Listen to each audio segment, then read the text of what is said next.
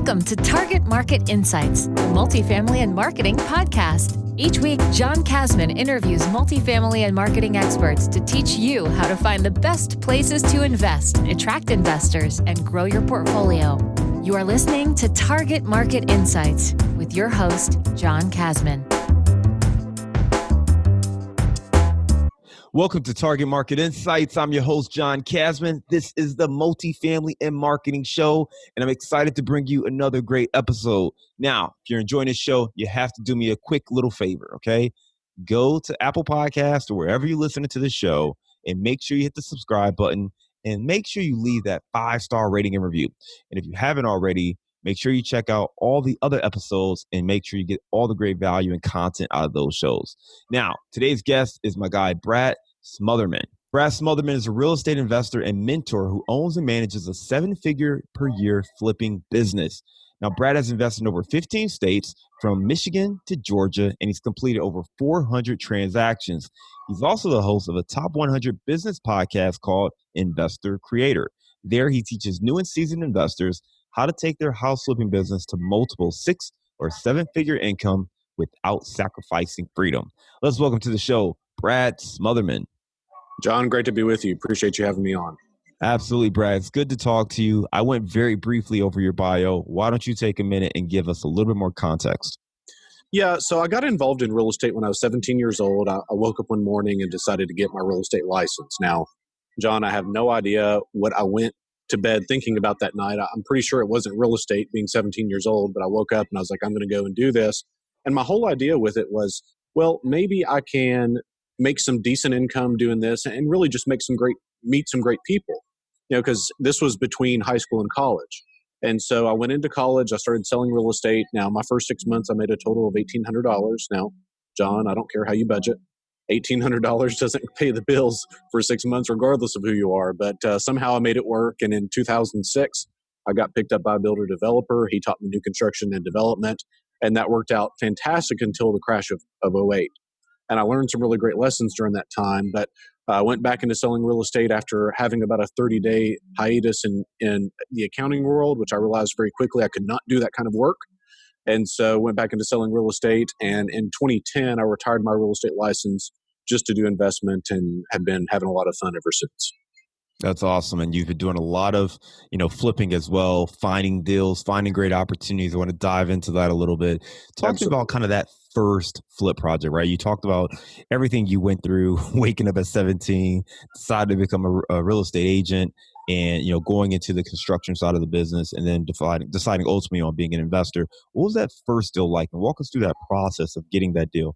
Yeah, and that's a great question. So it took me 8 months from the time that I had burned the bridges from selling real estate. So I retired my license in 2010, having never bought an investment property ever. And so what I decided to do was, I couldn't have my foot in the door of selling and being an investor. I know some people can do that pretty well. I personally couldn't manage it.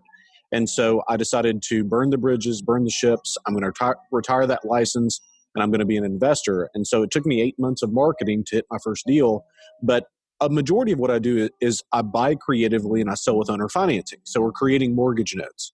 And with that, we get a down payment. We get cash flow per month. And I know most of your audience are cash flow people. And then we're getting a note for the future. But my first transaction, I still remember when the lead came in. And it was, the voicemail was not unlike really any other voicemail that I gotten during that time. And I still remember, it was August of 2010. I remember thinking, I really just don't want to call this guy back. I was just so beat up emotionally. I talked to so many people and been on appointments. I hadn't bought anything. I was having a lot of fear and doubt. And so I was like, well, Brad, you made the decision to do this. Like, you left accounting after going to college for 5 years to do this. And you've got to stick to the commitment. And so I called the guy back, set the appointment. And by some grace of God, I bought a house that day. And then I sold it 3 days later with so here's the numbers. I bought it for $97,000 subject to. I sold the property for, I believe, $135,000 with $20,000 down. So I got somewhere around an $18,000 note that threw off around $400 per month. I got a $20,000 down payment that went to me, and that was my first deal. And it's still, I would say, my best deal to date. Not based on profit whatsoever, but based on, it gave me the confidence to say I'm an investor. I do this professionally and really begin to scale the business. Yeah, I think the point too about going 8 months, right, without that first deal. I think a lot of people tell you, hey, get out there, just take action, right? Take action, get started. And it's easy to get fired up and go out there and take action. Go to read a book, you listen to this podcast, you go to a seminar, you're super jazzed up, and you go out there and you're taking action.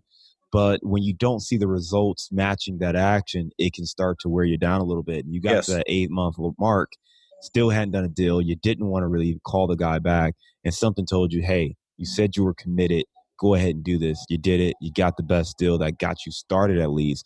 And you said you made 20K upfront, that down deposit, and 18,000, note that you were able to kick off. So that really allowed you to kind of start building and scaling from there. You mentioned that, you got the deal subject to. For listeners who aren't familiar with subject to, and then also maybe just you said 8 months of marketing. Can you explain a little bit what you were doing in that 8 months of marketing and what subject to actually is? Yeah, so let's talk about subject to first because it's something that is very misunderstood in the real estate world. So, subject to means that we're taking title subject to a lien. And if you look at any kind of a settlement statement or HUD, it actually has a line item that says liens taken subject to. So, it's 100% legal. And it was actually the preferred way to do purchase and sales in the late 80s because the rates had gotten so high that it was very normal for a seller to leave a loan in place and transfer title. So effectively what we're doing is there's a transfer of title from the seller to me or to my buyer, and we're taking a lien subject to. Now that lien is most often a mortgage. It doesn't have to be. So it could be a mortgage, it could be a judgment, it could be a tax lien, but we're not really qualifying for the loan that's in place. We're not assuming that debt, but we're taking a title that is clouded by that lien. In terms of the marketing, what I was doing at that point is I was kind of like the bandit sign king of my area. So for those of you that understand, or if you've driven around town at all ever, you've probably seen the signs on the side of the road that say we buy houses fast and has a number and they're ugly and they're cluttered and all of that. So I was the guy that used to put those out. And I did that up until really they stopped working and I got fined by the city twice. So I probably don't recommend that. And they certainly don't work now. But that's how I started off. So everybody's got to start somewhere. That's how I started. There you go. So you start with the bandit signs, and subject to, just to recap, that's you assuming a property based on the existing debt. You just placing a lien on top of that. And you said that you kind of, when you did that deal, you took a $20,000 down payment from the buyer that 3 days later you sold it to. Explain a little bit more about that, because that's I believe that's a sandwich lease option, right? Or am I misunderstanding that? Well, it's not a sandwich lease option in the fact that there's not a lease and an option. It's a purchase and sale. So there's actually a transfer of title from seller to buyer. And so what we want to do, I believe with ownership comes liability. And so I don't really want to own property if I don't have to, but I really enjoy the idea of owning mortgage notes. So, with mortgage notes, I have the liability of potentially owning liability, which is property, but, we're owning paper. And so I would be super excited if everything that I own really fit into a file cabinet. That's not the case right now because I do own property. I have rentals and those kinds of things. But, long story short, we don't really want to own the property if we don't have to. So to play it back differently, just to make sure everyone's following this, you bought the property subject to for $97,000, right? Correct. So that means, did you put any money down on that deal, by the way, or no? No. They just wanted their walk away was zero. They wanted to be done with it. It was a divorce Got situation. it. All right. So you get it for $97,000, no money out of your own pocket. You turn around, you sell it to another buyer for $130 some thousand, right? And you get $20,000 down from that buyer. You keep that subject to loan. You have the $18,000 of difference, that spread. You're making money, and then whatever they're paying you the full amount, and you're paying the bank, right? Correct. Yes. There you go. So they're paying you a higher amount than that 18,000. So let's just, for easy numbers, let's assume the mortgage was $500 and there was another $200 that went to you. So they're paying you $700. You pay the $500, you pocket $200. That is an excellent strategy, right? I mean, you get into this deal, none of your own money out of your pocket outside of the market expense. Right. You do it subject to, you turn around, sell it to another investor, and you are still responsible for making those mortgage payments, but you're getting some profit as well. So you get a chance to not just get paid that $20,000 and walk away like most wholesalers would get. You Right. actually keep that note. You're getting compensated over however long you have the terms of that deal. So that's a great way to get in. And for folks who are looking for some unique strategies, some creative ways to finance the deal, that's a really compelling one that really shouldn't stop anyone. Let's talk about the marketing though, because obviously that's what allowed you to get this deal in the first Correct. place and really created this opportunity for you to make this happen. You said for 8 months you were doing marketing. What specifically were you doing? You said the bandits. I'm sorry. We talked about you were doing the bandit signs, and the guy called the bandit signs. You said that the bandit signs no longer work. So Right. what are you doing right now? Yeah, and that's a great question. So a few times in my career, I've seen that basically the cheese move. So I really commit to a marketing platform, and then it begins to really collapse in terms of response. And so I saw that first with bandit signs, and then I moved really specifically to direct mail. And so when I started doing direct mail, I was doing maybe 6,000 pieces a month, and then I increased to 15,000. And then I ended up buying a printer to where I could do all of this in house, and my marginal cost savings made it to where it made sense, to where we bought this printer and brought it in house. And at that point, we started mailing between 55 and 70,000 pieces a month, and that was across multiple states. And so we started doing a lot of direct mail, and kind of the same thing happened. So it worked for a while, but then I saw that the effectiveness of that direct mail had again began to collapse. And so I remember the last month that we were mailing, we sent out 70,000 pieces to create the same deal flow that 15,000 pieces had created 36 months earlier. And so my cost to market, or my cost per contract in terms of marketing, had gone up over 400%. And so I'm not going to say it was unsustainable, because that's not the word, but it became a very, very inefficient model. So I had 2.5 people on the phone. It's not really what I wanted. And because I'm really good at being the low hanging fruit guy, and I was no longer the low hanging fruit guy. And so what I ended up doing was switching everything to pay-per-click. And so almost everything that we've done the previous 3 years has been pay-per-click. And so the whole idea is, being in a push versus a pull marketing channel. So if we're mailing people and we're sending out direct mail, somebody goes to their mailbox, they're not really looking to solve a problem, but we're interrupting their pattern, and maybe they call us, maybe they don't. Versus someone that realizes that they have a problem, they go to their laptop, they hit power, they go to Google, they type in "sell my house fast," and then they find us and submit a form. Well, you can see the difference in the motivation levels there. And so we began to do PPC in the local market, and then we expanded out. We ran national marketing campaigns for that channel, and it's done very well. Awesome. And listen, I think the thing that's really telling there is that each step of what you are doing gets more and more sophisticated, and also makes your life a little bit easier. So you're reaching that point of, the point of decision making for that seller or that homeowner when they're ready to make a decision, right? So you start with bandit signs, which, you just blasted anybody driving by, right? There's Right. no Right. addition, no marketing outside of maybe the neighborhoods you want to be in, but otherwise, Right. you just put up signs, right? All over the Total city. shotgun technique.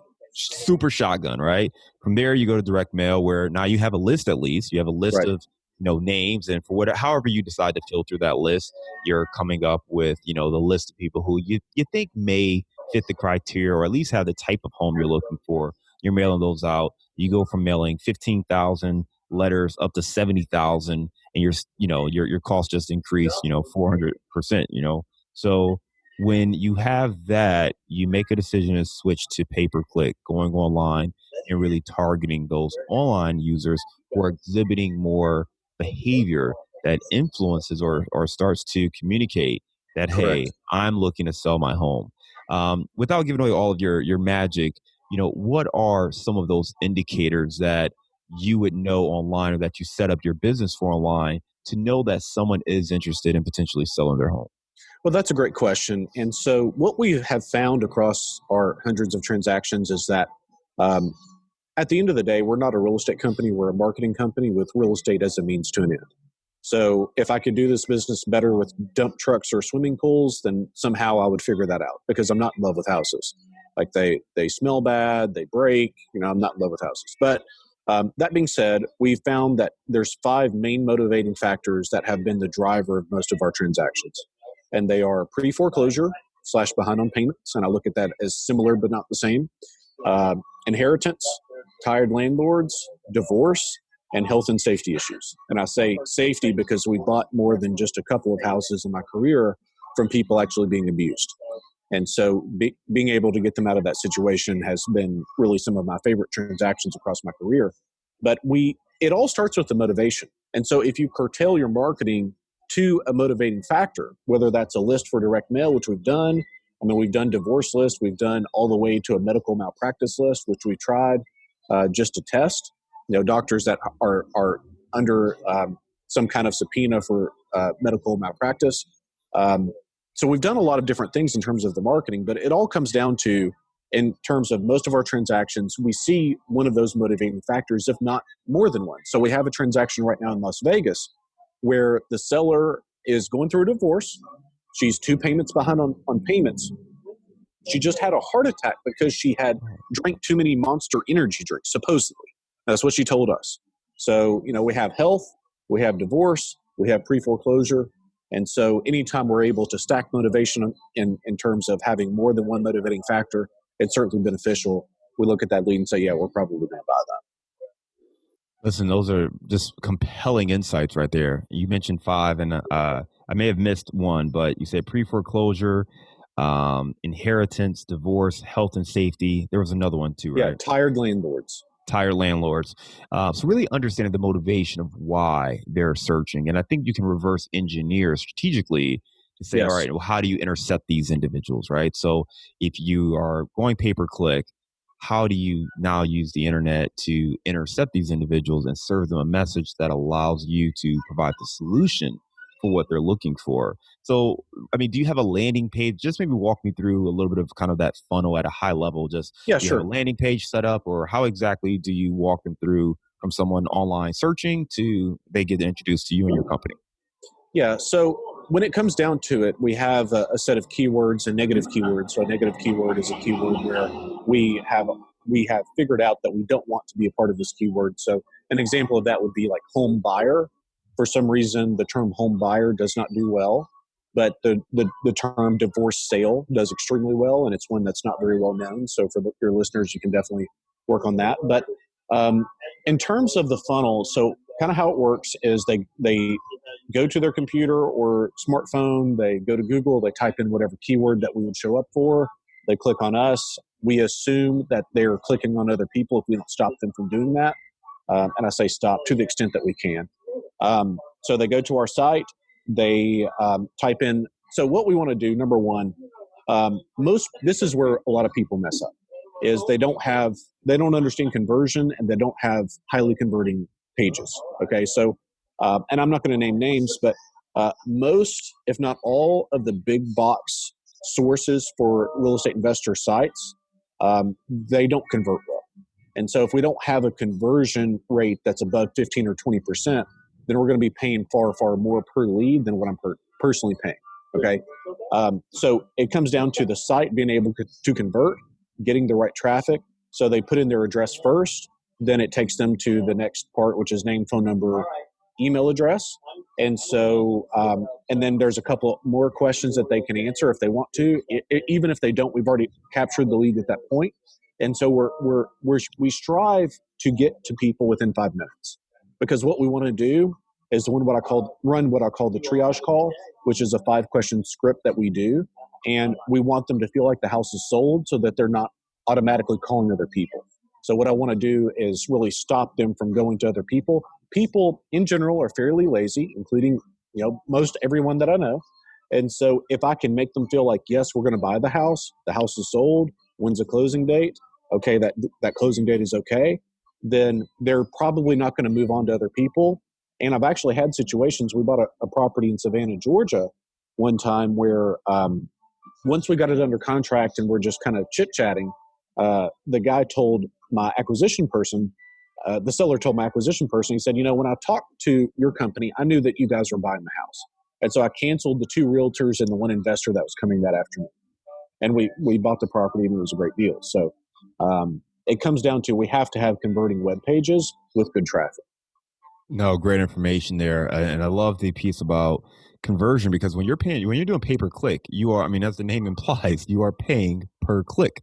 So Yes. that conversion rate becomes really important, because if you have, let's just say, 1,000 people click on that link and go to your website, but only one person converts, then you have a very low, Well, that's conversion a rate problem. there, Yeah. and you're paying for each one of those clicks. So you definitely want to make sure that, each one of those clicks, the site on the back end is set up to capture that lead. And I would say, for anyone listening to this and think this is just about wholesaling or, flipping properties, that's not the case.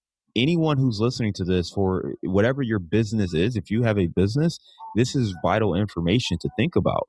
When someone comes to your website, they're coming to your website for a reason, and they're looking for a solution to a problem. So you can either serve up that solution and set up your website to help convert, give them the information they need, capture their lead, and then figure out where the relationship goes from there, or they can continue on their search. So I think this is really important for everybody listening right now, not just for those people who are trying to wholesale, get these deals off market and go and build or even flip the properties, but anyone who's, spending any time kind of creating a business and looking to attract leads for anything.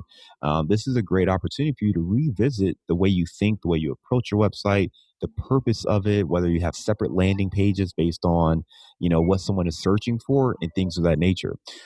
So with your stuff, Brad, do you have like, kind of one core page that people go to, or do you have something separate set up for a divorcee versus, say, a burned out landlord?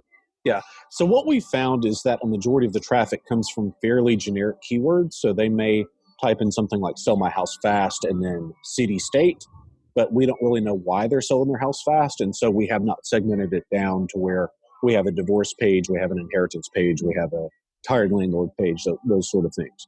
But once we have captured the lead and we know the situation, once we go on what I call the perfect presentation, so basically from contact to contract, all of that scripted out, and so that we know really how to handle those kinds of situations. So I know that you are, you've got your podcast. You also are a real estate coach as well, helping other people kind of get some of the same advantages and some of the same success that you're seeing. Where do you see people making the most mistakes when it comes to kind of this series? And I call it the marketing funnel, right? Where you have your leads, you have the people who are looking for something, they're interested in buying. And then as they're getting to know you, maybe they fall off somewhere down that funnel before you actually are able to buy the property from them, or they sell the property to you. Where Yeah. do you see a lot of, whether it be your clients or just from talking to your peers and other folks in the space, where are they making the most mistakes, where they're missing the opportunity to close these deals? Yeah, so I would say that it's three things, and I'll go from like a macro to more of a micro perspective. So, from a macro perspective, it all starts with mindset. So, if we start with a broken mindset and we kind of give half effort, then we're going to get half response to that effort, which then reinforces a fairly broken mindset. Okay, so it's like a negative feedback loop. So, and this is guys, this is a battle that I lost for years, because had I really focused on my mindset first, then I would have been far more successful a lot faster. Okay, so you have to focus on your mindset first. Secondly, thinking that marketing is a cost instead of an investment. So, really, in my business, it's a lead generation business. And so if I don't have lead generation, I don't have a business. And so a lot of people start and they think, oh gosh, I can't believe I'm spending $1,000 or 2,000, whatever that number is, on marketing to begin with, because it really hurts your feelings. And guys, I understand, because the first really good round of marketing that I spent, I was in Maui, Hawaii, when I spent the $15,000 for marketing, and I had to have like 4 or 5 Mai Tais to send that payment in. Like, it hurt my feelings so bad, because I never spent $15,000 before, but I knew I had to do this. And so the second thing is thinking that marketing is a cost versus an investment. But third, I would say, is not having a plan. So I've realized in my career, I'm not good enough to wing it. Okay, and there's very, very few people that are good enough to wing it. And so if I'm able to capture a lead that is wanting to be contacted, and they may have a house problem, then I have to have some kind of system to funnel that down. And that system has to be a bigger purpose than what I am. Otherwise, it's about you as opposed to the system. And so the reason that all of this came about, I had a seller one time that said, hey, I just had an investor come and look at the property and I want you to come and make me an offer. And I said, well, tell me what happened to the other investor. And she said, well, he told me that he could pay me $135,000 for the property. And I told that SOB, get out of my house. And I chased him out the front door. And I want you to come give me an offer. And I was thinking, man, this is not what I want to do. It's like just not what I want to do. And so it really came down to like, I've got to create a process that keeps me from making offers. Like, so one of the things that we do, we never make an offer ever. But having some kind of framework from the contact to the contract to where the path that you're going and it's scripted, it's the same every single time. So whether it doesn't matter what asset that you're buying, I highly recommend that you think that process out. So it's no longer about how good you are; it's about how good that process is. No, I love that. And for our listeners, you may hear a little bit of background noise. Obviously, we're all in quarantine right now, so deal with this. Is Brad's outdoors right now, and there's a little bit of music playing. But I want to recap what you said. You just said some brilliant things. I want to make sure everybody caught it. The three mistakes that you see a lot of people making. The first one is mindset, right? You talked about the negative feedback loop, where if you're giving kind of a half-hearted effort, you get half-hearted results, and it just continues to kind of loop around, and you don't really reach the full potential and get the goal that you're really striving for. The second is thinking about marketing as an investment. And I love what you hit on there about, how hard it was to make that first $15,000 investment, hoping that it worked, knowing that you should and would see it back. But, again, it's not guaranteed, and just thinking of it as an investment as opposed to an expense on your line items. And then the third thing was a plan and having a system in place. You lastly talked about that owner who chased someone out and then called you to say, hey, come make me an offer. Did you end up going to visit that property, or did you? No, not at all, man. I ended up, just kind of coming to the well, just tell me what you want. Let me just try, because I'm a terrible negotiator. Tell me what you want. And she told me a number that would work with me, and she told me why she had to have it, and it made sense. So it's like, well, there's no reason for me to go to that. But I certainly don't want to be put in a position where I'm chased out of houses if I can help it. Absolutely. So the easiest way to do that is to not give prices. Well, and hopefully it's just chased out with like feet or maybe a broom at the worst, and nothing worse. You said something really, really compelling to me. You said we never, ever make an offer, which I think for someone in your position, that's kind of stands out as very surprising. How are you able to do these deals without making an offer? Well, that's a great question. So really in our negotiation, the negotiation starts with your marketing. So you're going to have an easier marketing, an easier negotiation if you're in a pull marketing channel versus a push marketing channel. So if I'm sending someone a piece of mail asking them if I can buy something, it messes up the negotiation versus if I'm in a position where they're asking me to buy something. Okay. So, so that's the first thing. Secondly, whenever we go to the appointment, everything's scripted. And the reason that we don't want to give an offer, number one, an offer is a commodity to shop. So we've bought a lot of property where someone has 3 or 4 offers already. And because I make it in terms of what they need at closing, then we're buying the property, and usually with terms either subject to or with 0% owner financing. And so, and oftentimes, and this is odd to me, but oftentimes we're buying the property cheaper than what the other offers were. And the thing is that if I had gone in and said, okay, here's your 4th offer, they probably would have gone and shopped for a 5th. But because I'm making it in terms of like what their situation is, tell me what you're trying to accomplish. What do you need to make that to accomplish that after the house is sold in your pocket?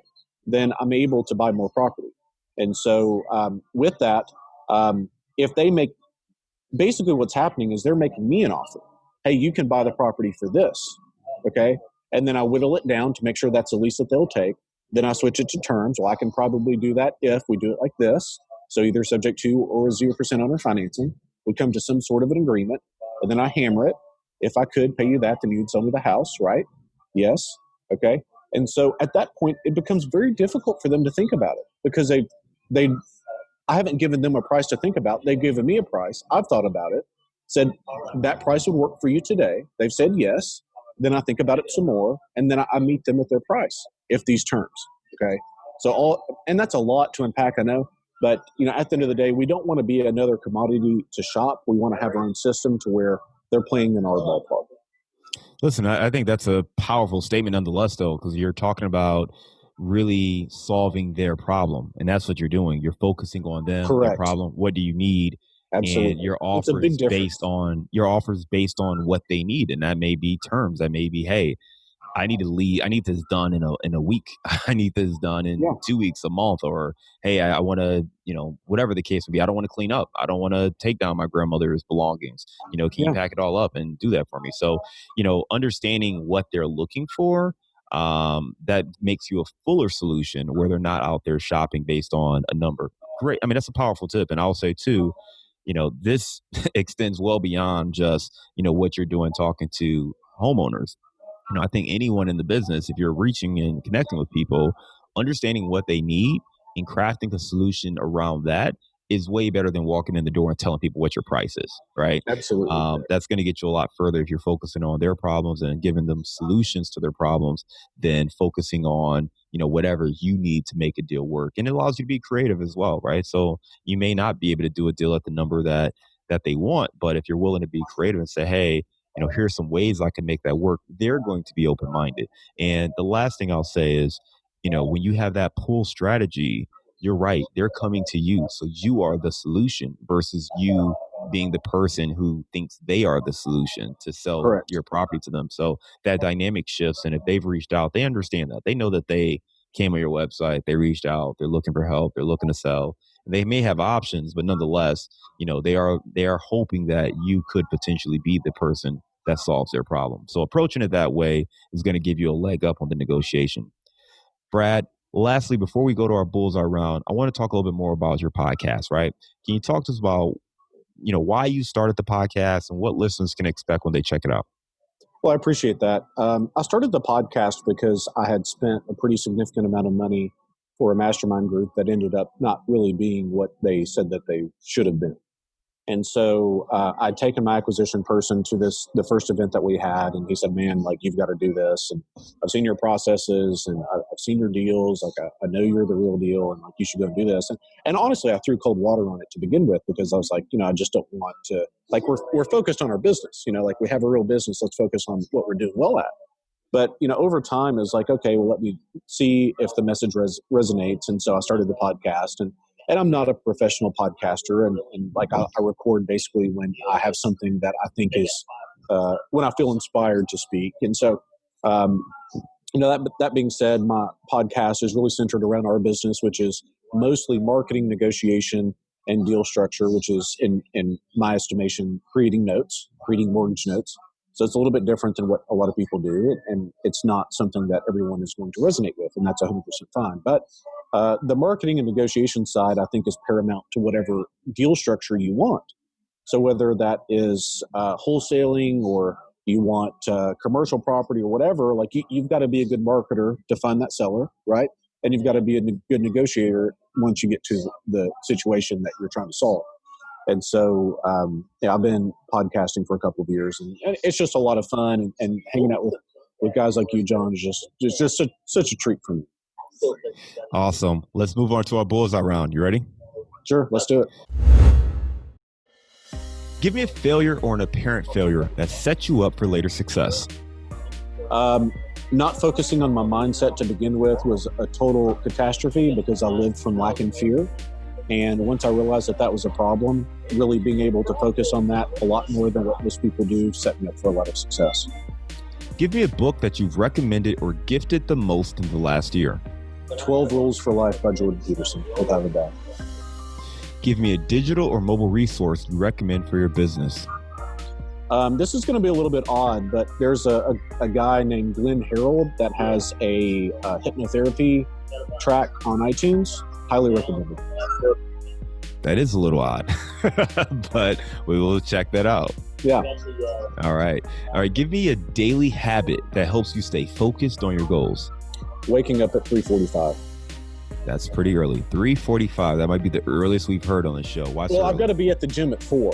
So it doesn't give me a lot of time for coffee and all of that. So being at the gym at 4. And I guess the bigger picture is making sure that you're planning your day the day before. Got it. All right. What's one thing you know now that you wish you knew when you were starting out? I wish I had known that I had it in me to be successful. What's one thing you know now that you wish you knew just 12 months ago? I wish I knew 12 months ago. I guess that my apprentices would have the success that they're having. That's awesome.